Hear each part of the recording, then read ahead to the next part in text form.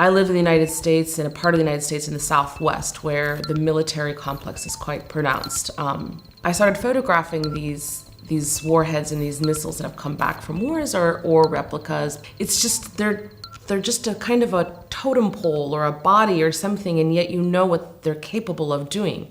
You know the messages that they send to other countries and peoples and places, and it was quite maddening for me, like very disturbing that this is like sprawled around in parks for people to enjoy the weapons that we know are sent into the skies that go a certain direction and arrive somewhere else. And I know what it's like to be on the receiving end of those warheads and missiles falling.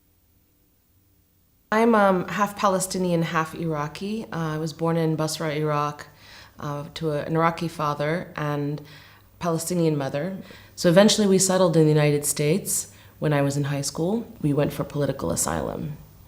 And that's how I became a citizen eventually. It took a long time, but I'm an American citizen. War is the most defining feature of my life. It isn't something that just happened when I was young, although I think if you live in a war when you're a child, it sort of shapes your mind and your brain and your experience of the world.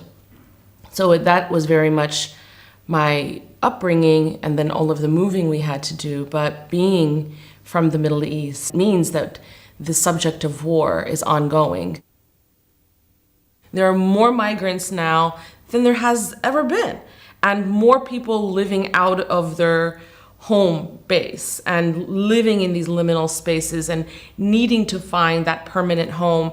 And that's where my concern is, because I've been through that. I know what that migration feels like. I know what it's like to not be wanted by any country, to be considered the undesirable, the unwanted. I mean, I lived in the United States for a number of years as what Trump calls the illegal, right? I don't think any human being can be illegal. You can be undocumented, you may not have the proper papers, but you're not illegal for existing. And I only became illegal because of those missiles, those warheads, those plans that had nothing to do with my child body. Somebody else had those plans and uprooted my life. And I was one of the lucky ones. I survived. I managed to live and to survive and to eventually settle somewhere and educate myself and go to school and become a professor and an artist and be able to speak to these subjects. And because I have that privilege, I feel it's incumbent upon me to speak to this evil of what is war. I'm a US citizen, but I can't settle on the fact that I will be in the US forever. My conditioning of my life does not allow me to believe that's true. If both my parents lost their country, which means they lost their nationality, which means they lost their family, they lost the homes they were born into, everything they were supposed to inherit, right?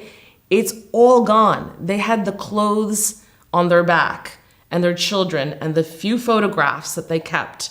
That's all they have left.